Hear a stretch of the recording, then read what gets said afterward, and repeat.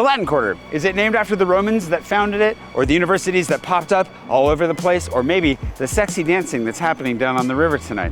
I'm Jay Swanson. I've lived here long enough to become French, and I'm still not entirely certain myself. But if the origins of the name the Latin Quarter remain a mystery, maximizing your time on the left bank is not. Today we're gonna see some of my absolute favorite views, some funny monkeys, and we're gonna eat and drink our way into delightful oblivion. You're in for quite the ride. Make sure you stay around all the way to dinner because we have a phenomenal evening planned for you that I doubt you've ever seen in Paris before. Again, I'm Jay Swanson and this is Paris in My Pockets, Day in the Latin Quarter like a local. Let's get started.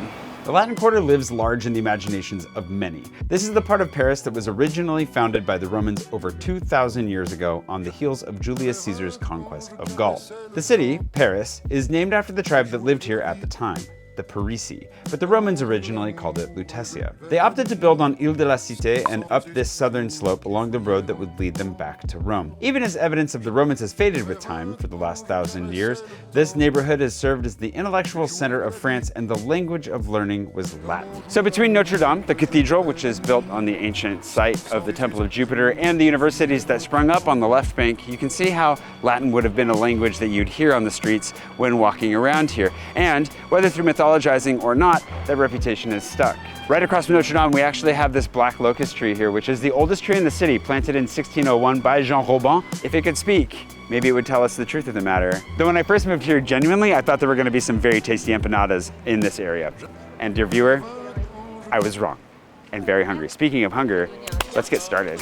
We're gonna jump straight to the hotel. And if you have my guide, you may have noticed that one of the weak points that I've always had is hotels. Because I live here, I don't stay in hotels here. However, I have friends who are professional hotel stayers and reviewers, and Lindsay's one of those. And I asked her if she would pick a spot for us to start a day here in the Latin Quarter. Lindsay, why did you choose Hôtel Dame des Arts?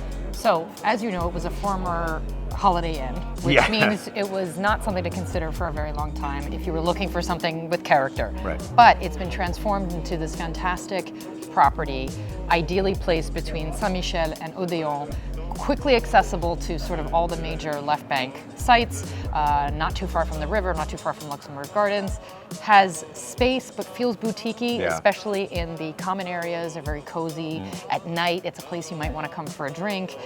We're sitting in a place where you can have a drink during the warmer months, which is quite nice. It's quiet. You don't hear street traffic. You got the leaves blowing, and then the rooftop is by far the key attribute of this property that makes it so desirable. But again, only open until like October. So you got to come between, I believe they open it in April, closes in October, but it really is spectacular. It's unbeatable. I can give you others, but if you want more options, Lindsay has actually joined us on Paris My Pocket as a contributor to give us her hotel recommendations for the city, as well as an article helping you to understand how to even approach hotels here in Paris. If you'd like to grab that, hit the link below or the QR code that's floating between us right now to get our guide, Paris My Pocket base level. If you can grab that right now, you can get Lindsay's recommendations through Paris My Pocket. Thanks to Lindsay so much for bringing us here. My pleasure. Happy to rediscover it. I can't cheers you, you're holding water. Let's try it again. Still not alcoholic. Let's get to coffee. I will confess that this is not the first time we've put Crible in a video, but this is for two reasons. One, it's affordable. Two, it's delicious. And three, bonus, it's perfectly located to start our day exploring the Latin Quarter. The coffee here is always made with care. The pastries options will give you the sugar hit you need to get started, and then you can wander across the street to go visit some fluffy animals. Of course, if you're not a coffee fan, there's a phenomenal option, kitty corner to us at the Grande Mosquée. Grande Mosquée en français, I don't know, you know what I mean. Finished in 1926, the mosque served as a cornerstone of the resistance, famously hiding Jewish families from the police when they otherwise would have been rounded up and sent off to the camps. This is a phenomenal location to come if you'd like to get a hammam, or you just want to go and walk around their reading room, their gorgeous interior. It does cost €3 to get in, and ladies, you need to cover your shoulders. They will offer you something to do that if you forget, come in the summer and you don't have something, and then pop on over here, grab some of their delicious tea. They'll just ask you how many teas you want. You tell them, they'll bring them to the table. Phenomenal. Grab something sweet. And now you have the non-coffee option for you. Honestly, this place is just really chill, very nice. Even inside, they allow a little bit of co-working, so you can bring your laptop if you have to. But that's not what we're here for. What we're here for is to get educated in person. Let's go across the street to Jardin des Plantes. Did you know that there's another river running through Paris that is not the Seine? La Bièvre is a river that still runs into the city and under the urban landscape in the 13th arrondissement, exiting here in the 5th into the Seine as a tributary. It used to irrigate farms, run water mills, and made for the perfect location for the Jardin des Plantes, which is right behind me over here. You can't really see it, but all those trees over there, that's where it's at. To teach Parisians everything they needed to know about plants and their medicinal applications, growing exotic plants and using the gardens as a place to inspire. Got our new interns with us here today. I was just talking about how the roses smell amazing in France, and we came at just the right moment where they're in bloom. They're incredible. I never understood the concept of stopping and smelling the roses until I moved here. They smell amazing. They didn't really believe me until they tried it. Do you believe me now? I do believe you. The educational spirit remains. Within the Jardin des Plantes, you'll find the grand galleries of evolutionary history, paleontology, and geology, along with the main botanical gardens and the second oldest zoo in the world, the Menagerie. We, of course, chose the Menagerie today, the second oldest zoo in the world, because we wanted to come see the red pandas, who finally woke up for us. They're very sleepy when we first passed by, but give it a second pass, and they're out tumbling about. They're like sleepy, slow, and less nefarious trash pandas. It's pretty great. But you'll see orangutans, tamarins, wallabies, flamingos, and so much more in a visit that should only take you about an hour. As of filming, it costs €13 to get in for adults. The zoo was opened in 1792, and a year later, they passed a municipal order that banned displaying exotic animals on the streets of Paris. Can you imagine walking around the city and seeing these guys hanging out on random street corners? There aren't many Roman ruins left in Paris, despite being the foundation of the city, but the arena built into the hillside above the Grande Mosquée is a free to enter and a fantastic open-air example where you can let your imagination run wild. This area is easy to miss. As well as the park, there's an amazing metro facade here and a fantastic stairwell leading us up and away across the street. Not to mention these beautiful neighboring buildings. Rediscovered during the Haussmannian renovation of Paris, when they planned to run a boulevard through here, and preserved as a historical site shortly thereafter, the arena is believed to be a mixed-purpose amphitheater for both theatrical performances and gladiatorial combat.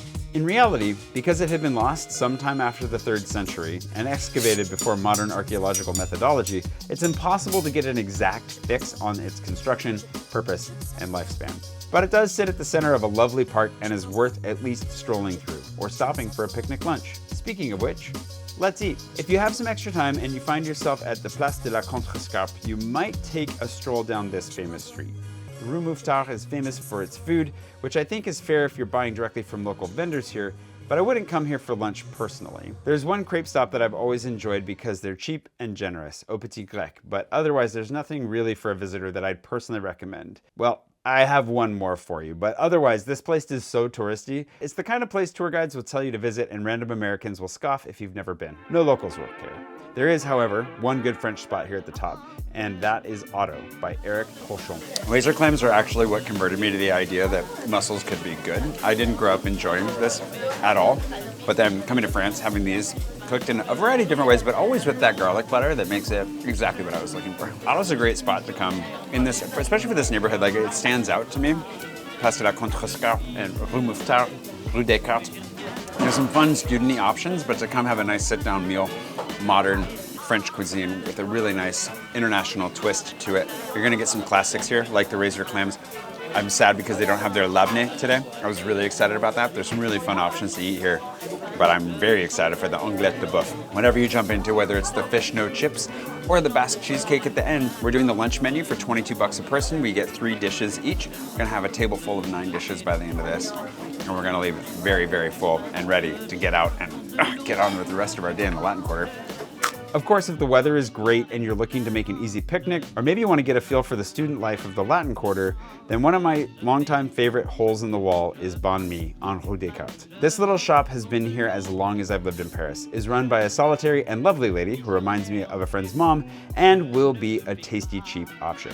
Bành Mí is a Vietnamese French sandwich and a baguette that you have to try at least once while you're here. She only accepts cash, but this is a great cheap option for a lunch combo on the go. Of course, if you time things right, there's this wonderful market at Maubert Mutualité next to one of our favorite croissants. And if you'd like to know all about that croissant right next to me, you can go to parismypocket.com right now and grab our Day in the Latin Quarter guide, which is available in my Guide Plus. The guide has all my recommendations, but the Guide Plus has 3 full-day itineraries planned for you to wander around in some of our favorite neighborhoods, and some audio walking tours that are also phenomenal. That'll get you way off the beaten path and a little bit of a peek behind the scenes into what it's like to actually live in Paris, because believe it or not everybody hawking recommendations in this city even lives here. From here, we're gonna do a little loop to do some browsing and shopping. You'll notice a lot of shops with old books and letters, which aren't exactly my thing to collect, but man, they are cool. This area is well known for its bookstores, including some English ones, and I have a few favorites like San Francisco and the Red Wheelbarrow.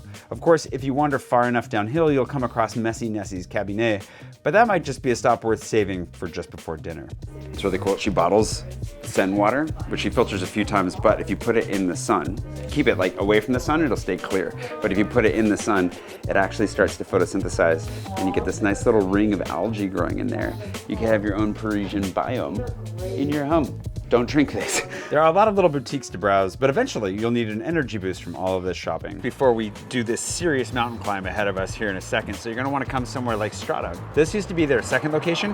They used to have a right bank and left bank location, and it's still very hard for me not to call this Strada left bank. I'm now inflicting you with the same challenge that I've always had, but their coffee is so good, the staff are super nice. It's a wonderful place to come with some really big windows, natural light, really bright, vibey, and the place that taught me that you can actually order pain perdu in halves. If you want a half French toast, it's a perfect size snack before we go climb the Pantheon. One of my all-time favorite views of Paris is only available during the warmer months. And man, is it worth the 276 steps to get up here. The Pantheon has a wild history. Originally built as a church, claimed by the Revolution, and handed between the church and republic enough times to make your head spin. It's the final resting place of France's best and brightest, like Voltaire and Victor Hugo. Finally including some women, with the likes of Josephine Baker and Marie Curie, the first woman buried here on her own merit. Paying a visit to the crypt is well worth it, but honestly, in my mind, it's the least impressive part of the entire experience. The architecture of the building itself is magnificent, with the art and history that's laid out all around you. A replica of Foucault's pendulum is still swinging here, his original proof of the Earth's rotation. But this was the tallest building in Paris until the Eiffel Tower was built across town, and it remains an impressive structure to this day. But, like I said, the real value of this place is the panoramic view from the top. If you're able to take the stairs, you get to sneak behind the scenes for some peeks from up high, and eventually find yourself with progressively better views of the city. You can see so many monuments from up here, but you also get a bird's eye view of my favorite overlooked church in the city, Saint-Étienne-du-Mont, right next door. Don't miss it. As of filming, it's 13 euros to get in, plus 3.50 for the view, and you need to pay for both at the same time. We put a link below so you can buy them in advance and skip the line. Kids 15 and younger get in for free. And from here we can see our next destination. Let's stroll downstairs and downhill to what might be Paris's most famous park, the Luxembourg Gardens. The Luxembourg Gardens share the original name of the bordering mansion, now inhabited by the Senate. Sold to Marie de Medici, the gardens were transformed and significantly expanded before being reduced a bit again by Haussmann. It's rated among the most beautiful gardens in the world, and for good reason.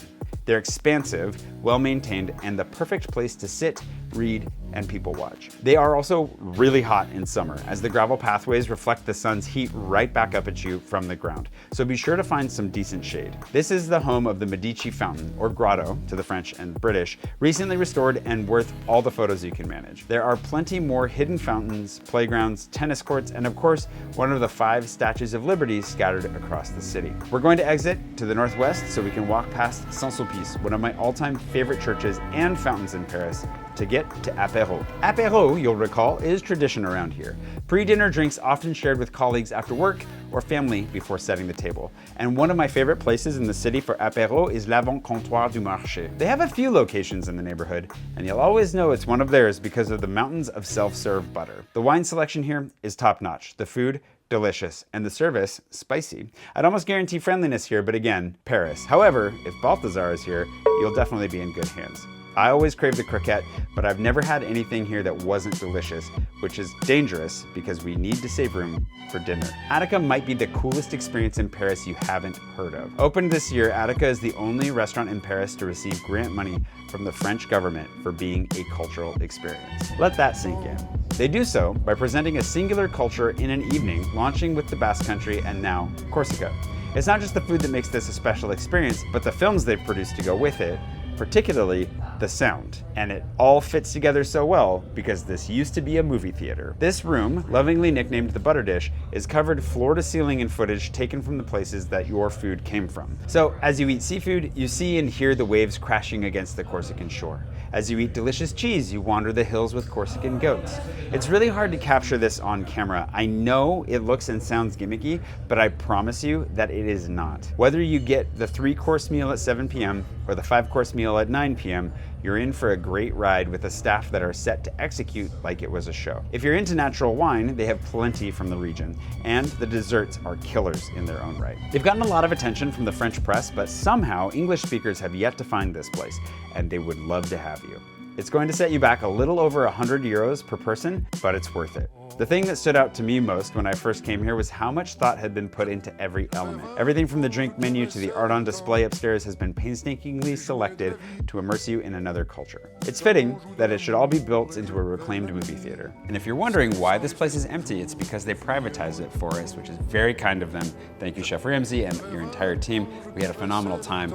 I would happily come back and eat here literally anytime. The house cocktails and wine selection can easily tempt you to stay here for drinks afterward in their bar, also designed with the traveler's heart in mind. Of course, if you haven't had enough drinks tonight, and I've given you a lot of options for drinks in this video, you need to come down to the Castor Club for a couple of reasons. One, it's easy to miss when you're walking by. It's a very narrow bar with a facade that I'm not even gonna show you. I'm gonna let you find it on your own. Let's see how good you are. Phenomenal cocktails. Really, really fun vibes, just like cozy, warm wood. But the other thing that's really nice to know about this place is they are open late. So if you get out of Attica and you drink upstairs and you still want to keep the night going, 3 nights a week they're open till 2 in the morning, and the rest they're open till 4 in the morning. I mean, you're bound to have a great time if you come down to the Castor Club and get yourself a cocktail. I hope you had a wonderful time with me here in the Latin Quarter. This has been Paris in My Pockets, day in the Latin Quarter like a local. Obviously, if you want even more options for eats and drinks, grab my guide at parisinmypocket.com. And thank you so much for watching. I'm gonna have a nice, well-earned final drink of the night.